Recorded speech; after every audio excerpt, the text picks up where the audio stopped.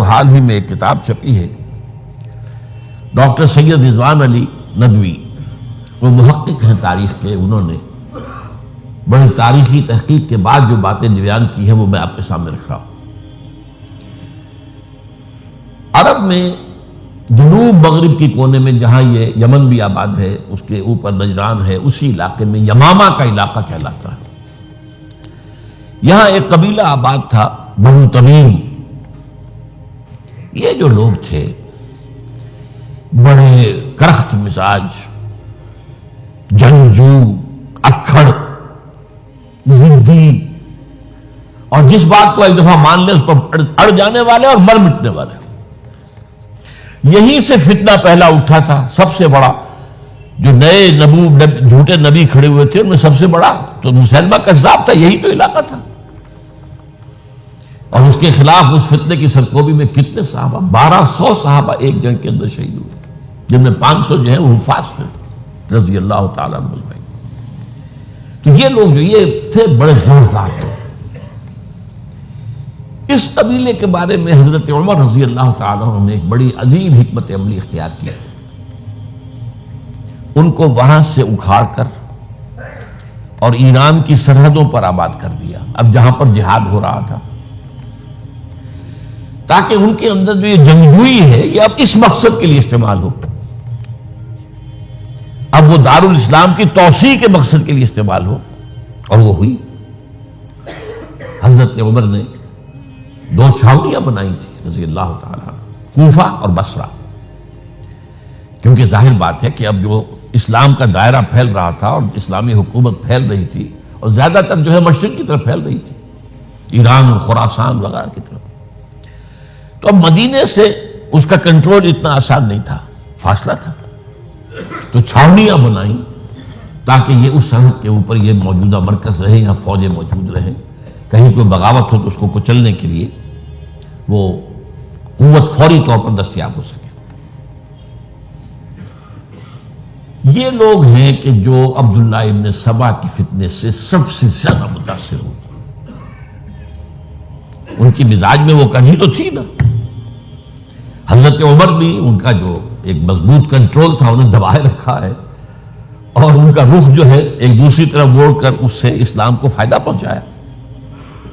لیکن اس کے بعد جب فتنہ جو آیا یہ عبداللہ ابن سبا، تو سب سے بڑھ کر یہی لوگ اس کے ماننے والے، اور انہی میں سے وہ لوگ تھے جنہوں نے جانیں بھی دے دی ہیں، جنہیں حضرت علی نے زندہ جلایا ہے، اس لیے کہ وہ کہتے تھے کہ علی خدا ہے۔ اے علی تم خدا ہو، تم ہمیں آگ میں جلا رہے ہو، یہ تو تم ہمارا امتحان لے رہے ہو۔ وَلَنَبْلُوَنَّكُمْ بِشَيْءٍ مِّنَ الْخَوْفِ وَالْجُوعِ وَنَقْصٍ مِّنَ الْأَمْوَالِ وَالْأَنفُسِ وَالثَّمَرَاتِ، اب وہ اس آیت کو اپنے اوپر منطبق کر رہے ہیں۔ تو یہ جو کرخت لوگ تھے،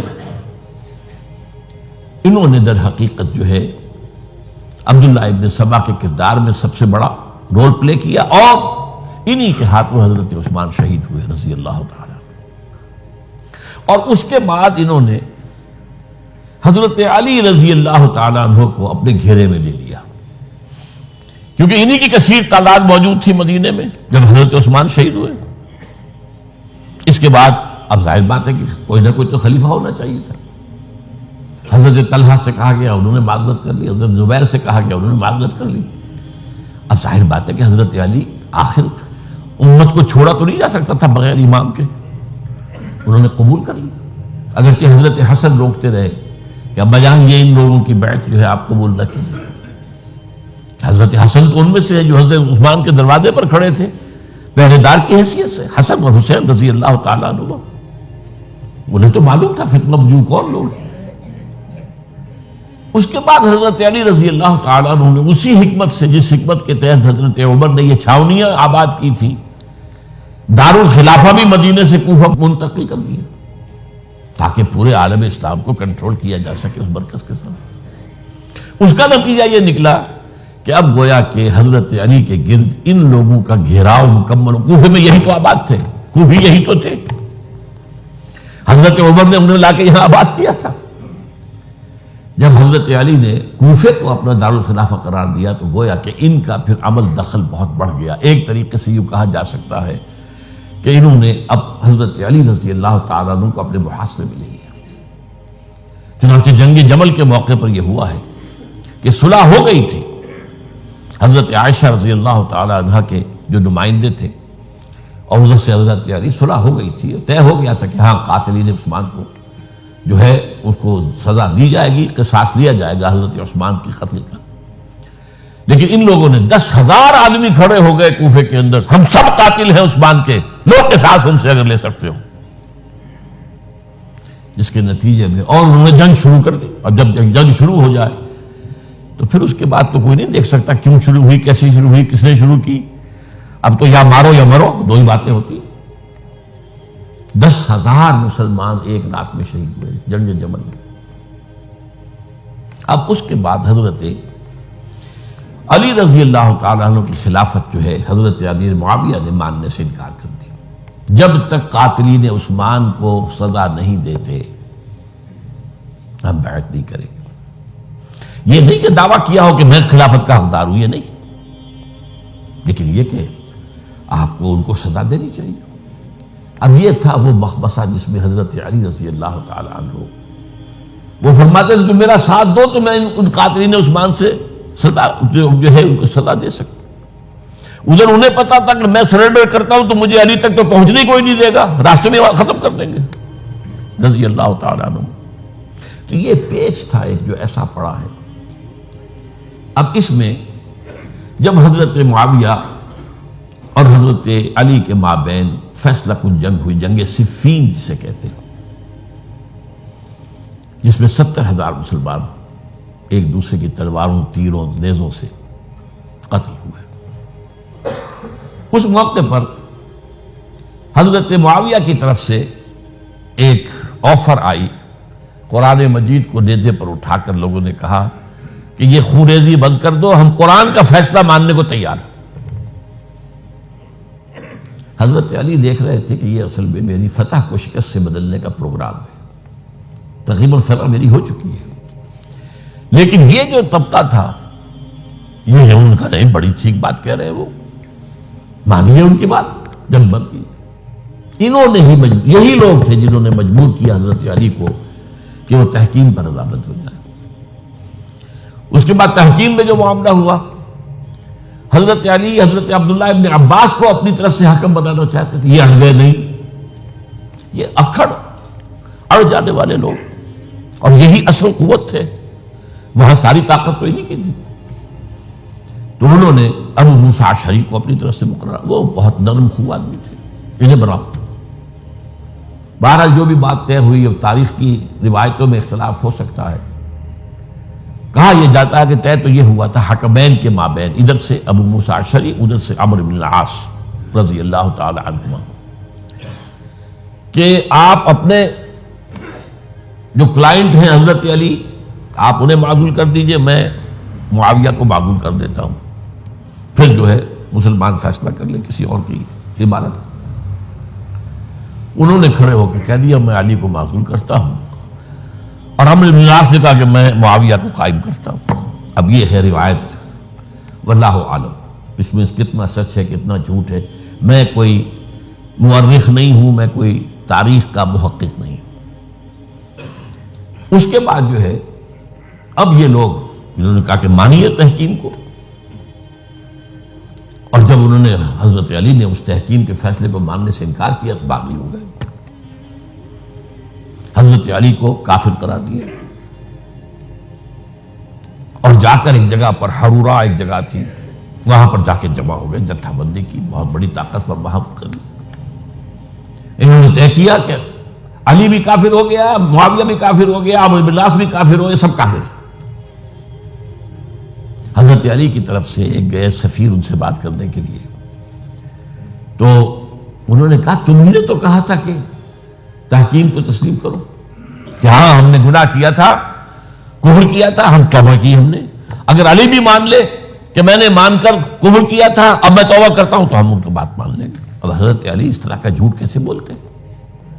انہوں نے تو کوئی کفر نہیں کیا تھا. بہرحال انہوں نے پھر بھی نرمی برتی کہ دیکھو اگر تم کوئی خونریزی نہیں کرو گے، فساد نہیں مچاؤ گے تو میں تمہیں کچھ نہیں کہوں گا.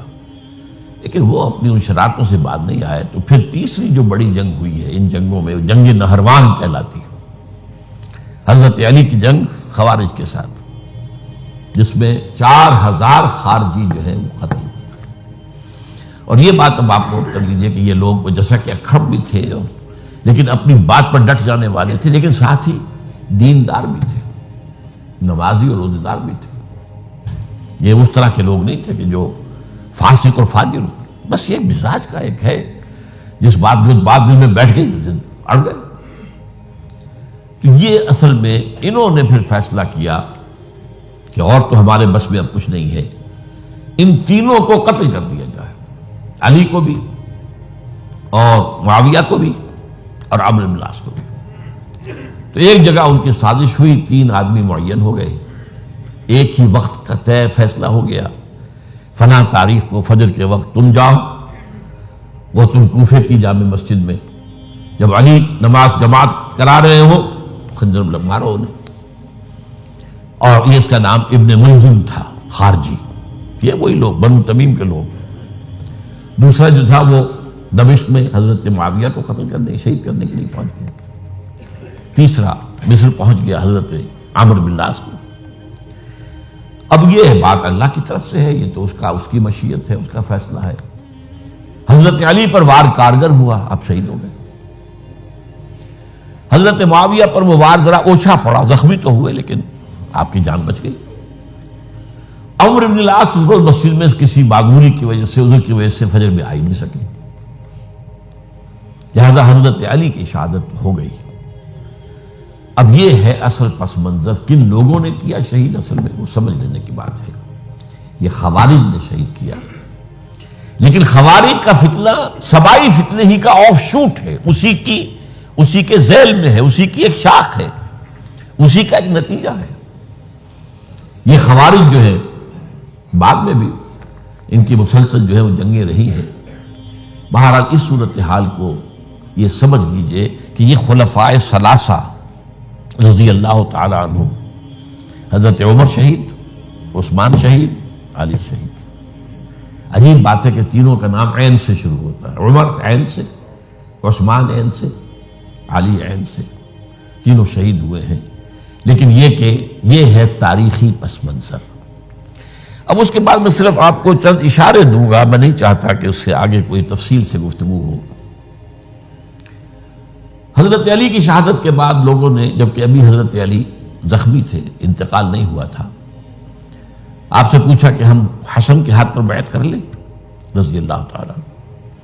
آپ نے فرمایا نہ میں تمہیں اس کا حکم دیتا ہوں اور نہ روکتا ہوں، یہ تمہارا معاملہ ہے، امر المسلمین ہے، مسلمان فیصلہ کر لیں جس کو چاہیں۔ چنانچہ حضرت حسن رضی اللہ تعالیٰ عنہ کے ہاتھ پر بیعت ہو گئی۔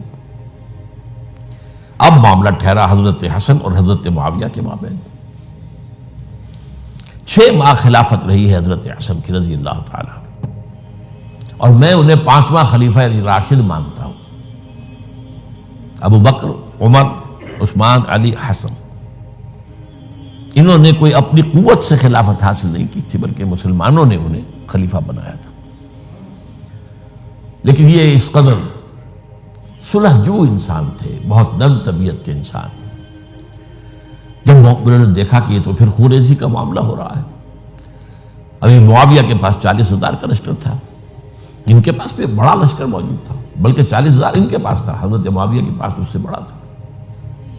انہوں نے صلح کر لی حضرت معاویہ سے رضی اللہ تعالیٰ، اور وہ حدیث ان کے حق میں جو ہے پیشن گوئی تھی وہ پوری ہو گئی کہ حضور نے فرمایا تھا میرا یہ بیٹا مسلمانوں کے 2 گروہوں کے مابین صلح کرائے گا۔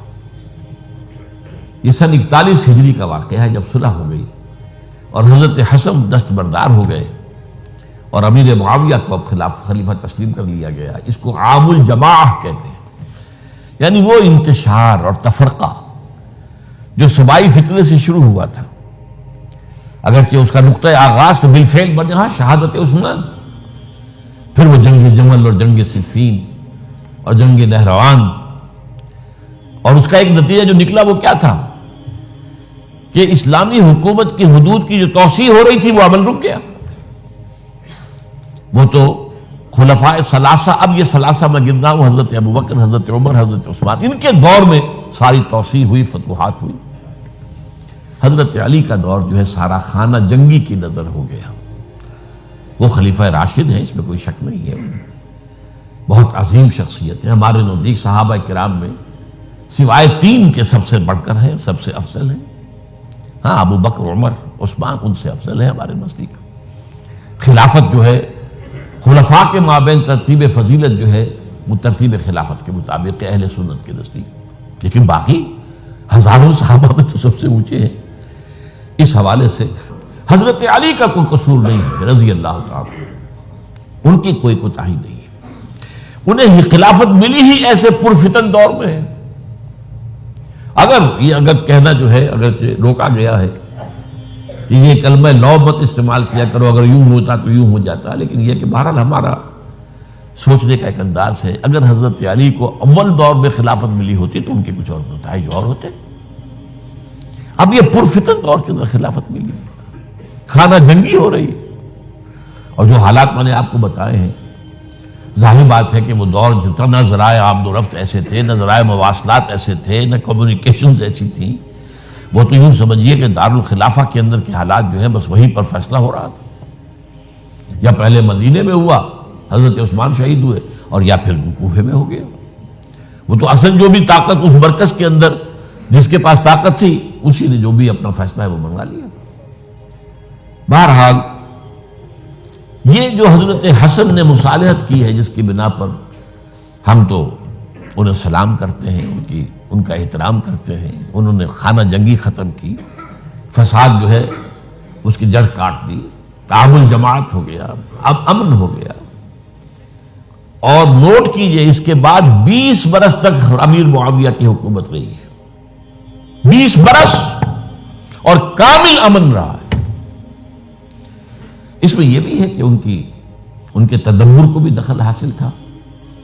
یہ بھی ہے کہ انہوں نے کچھ طاقت کا استعمال بھی کیا.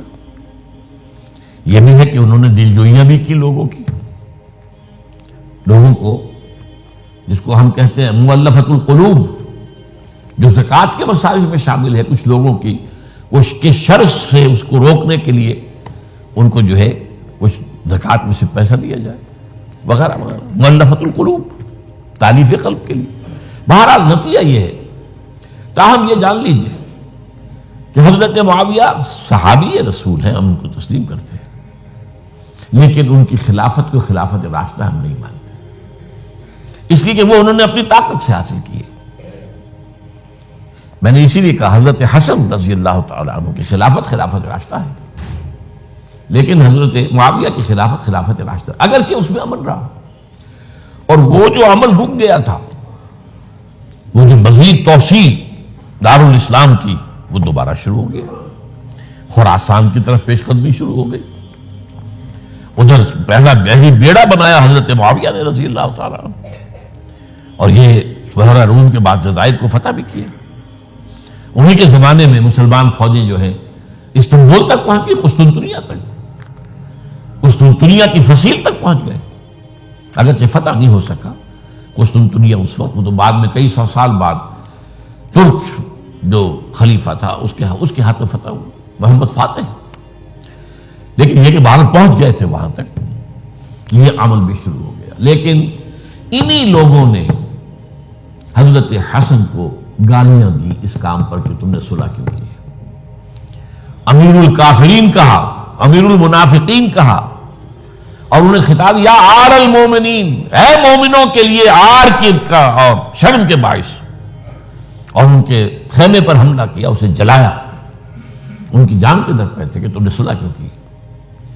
یہ اکھڑ لوگ، یہ لوگ، اس کے بعد میں صرف اشارہ کر رہا ہوں، یہی لوگ تھے اصل میں جو 20 برس کے بعد پھر جو حادثہ سانحہ کربلا ہوا ہے اس کا مین کردار یہ تھا.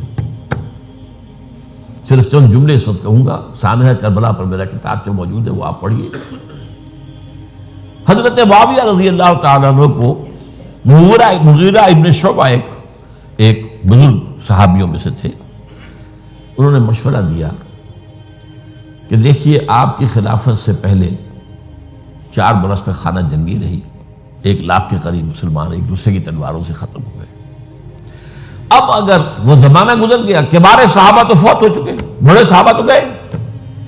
اب تو یہ 9 مسلم جو فتح کے بعد ایمان لائے یا اس کے بعد ایمان لائے جبکہ سورہ توبہ کی آیات نازل ہو گئی، اب تو یہ لوگ، یا پھر اب نئے لوگ جو مفتوحہ علاقے میں ایمان لا رہے ہیں، مسلمان ہو رہے ہیں. لہذا اب وہ جو مسلمانوں کا ایک نظام خلافت راشدہ کا تھا، اگر اس کے پیچھے کسی مضبوط قبیلے کی طاقت نہ ہو تو وہ مرکزیت قائم نہیں رکھ سکے گا. لہذا آپ یزید کو اپنا ولی عہد مقرر کر دیں. حضرت معاویہ کچھ رہے متردد، لیکن بعد میں ان کی سمجھ میں یہ بات آ گئی. یہاں یہ نوٹ کر لیجئے کہ میں یا آپ حضرت معاویہ کے فیصلے سے اختلاف کر سکتے ہیں، ان کی نیت پر حملہ نہیں کر سکتے. وہ صحابی ہیں، الصحابہ کلہم عدول. ان کی نیت یہی تھی، مسئلہ سمجھی اس میں کہ وہی امن جو ہے وہ برقرار رہے. اس وقت جو ہے کچھ تھے ہمارے جو اس وقت اگرچہ وہ صغار صحابہ میں شمار ہوتے تھے، لیکن اب وہ کبار تھے. وہ کھڑے ہو گئے کہ آپ یہ کام غلط کر رہے ہیں، یہ قیصریت اور کسریت جو ہے اس کا آغاز کر رہے ہیں. اور یہ کون لوگ تھے؟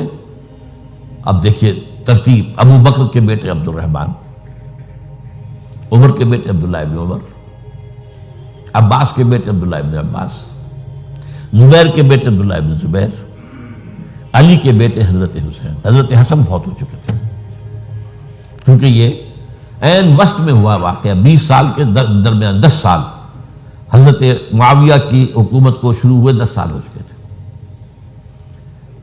میری جو تحقیق ہے یا مطالعہ اس کے مطابق تو یہ ہے کہ حضرت عثمان نے مصلحت سے، حضرت معاویہ نے مصلحت سے کام لیا اور ان پر جبر نہیں کیا. لیکن انہی ندوی صاحب نے کچھ لکھا ہے کہ بالجبر بھی ان سے بیعت لے لی، بیعت ولی عہدی. مجھے اس سے اختلاف ہے. یہ حضرات ایسے نہیں تھے کہ جو بالجبر بیعت کرنے والے ہوں. میں اس کو ماننے کو تیار نہیں. بہرحال یہ حضرت، میرے نزدیک حضرت معاویہ نے جبر نہیں کیا، زبردستی نہیں کی. لیکن جب حضرت معاویہ کا انتقال ہو گیا، اب جو ہے معاملہ یہ پیدا ہو گیا کہ اب بیعت کریں نہ کریں تو پھر جو ہے باغی شمار ہو گئے. عبد الرحمن ابن ابو بکر رضی اللہ تعالی عنہما وہ فوت ہو چکے تھے. اب 4 رہ گئے تھے: عبداللہ ابن عمر، عبداللہ ابن عباس. یہ دونوں تھے جو عمر میں بڑے تھے. عبداللہ ابن زبیر اور حسین ابن علی رضی اللہ تعالی عنہ. ان چاروں نے کہا کہ کام غلط ہوا ہے یہ. لیکن اس کے بعد ایک تفریق ہو گئی. یہ جو دونوں بزرگ تر تھے، حضرت عبداللہ ابن عمر، عبداللہ ابن عباس، ان دونوں نے کہا کام تو غلط ہے لیکن ایسا نہیں ہے جس کی بنا پر خونریزی کرائی جائے، مسلمانوں کا خون بہے، بغاوت کی جائے. ایسا نہیں. مطلب یہ کہ اس کے اندر مصلحت کا تقاضا یہ ہے کہ اس وقت جو ہے اس کو تسلیم کر دیا جائے. لیکن یہ جو دو نوجوان تھے، ان کے اندر، نوجوان نہیں کہ وہ جوان تھے ماشاءاللہ، لیکن یہ کہ جوش زیادہ تھا، یہ اڑ گئے کہ نہیں، ہم اس غلطی کو اب نہیں چلنے دیں گے. حضرت عبداللہ ابن زبیر اور حسین ابن علی رضی اللہ تعالیٰ عنہ. اب دیکھیے اصل فیصلہ کن بات کیا ہوئی. ان دونوں حضرات میں ایک اختلاف ہو گیا. حضرت عبداللہ ابن زبیر کا کہنا یہ تھا کہ یہی مقیم رہی ہے مکے میں، اور یہیں سے جو ریزسٹنس موومنٹ ہے وہ شروع کی جائے بنو امیہ کی حکومت کے خلاف. ادھر سے کوفیوں کے خطوط چلے آ رہے تھے حضرت حسین رضی اللہ تعالیٰ عنہ، آپ آئیے، ہم آپ سے بیعت کریں گے. حضرت حسین نے اپنے بھائی، چچا داد بھائی مسلم بن عقیل کو بھیجا. ان کے ہاتھ پر 10-12 ہزار کوفیوں نے بیعت کر دی حضرت حسین کے لیے. اور ان کے خطوط کے جو ہے وہ تو پورے کے پورے تھیلے تھے حضرت حسین کے پاس.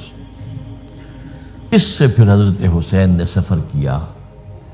ادھر یہ ہوا کہ یزید کی طرف سے عبید اللہ ابن زیاد جو ہے گورنر بن کر آیا. اس نے جو تشدد کیا کوفیوں پر، سب نے بیعت توڑ دی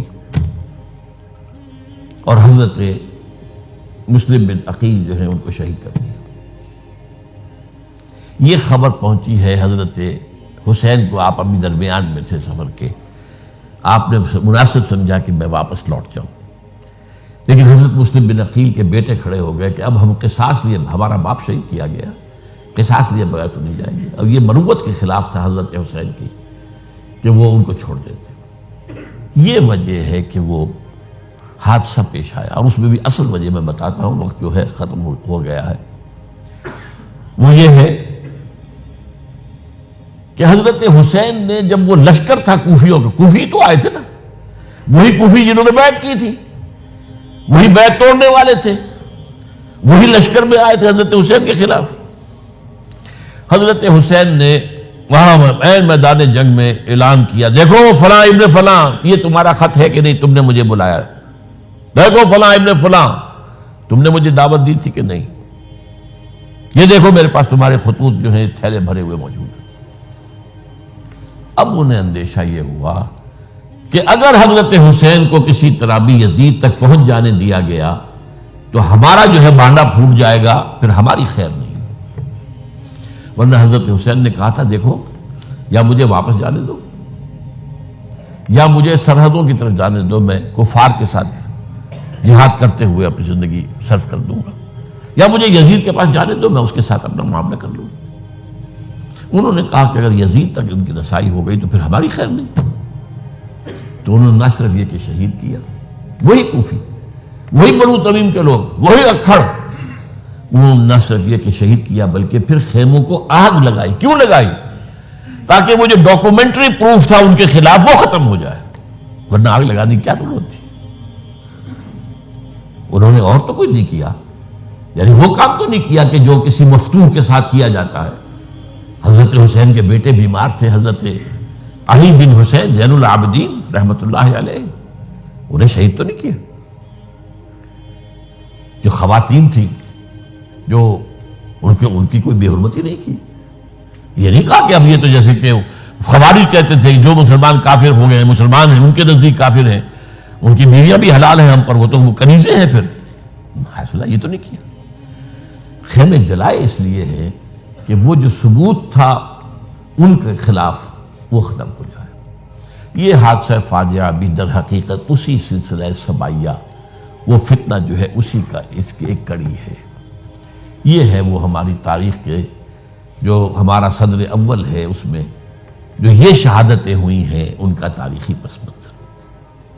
آج اسی پر اکتفا کر رہا ہوں۔ اقول قولی ھذا واستغفر اللہ لی ولکم ولسائر المسلمین والمسلمات۔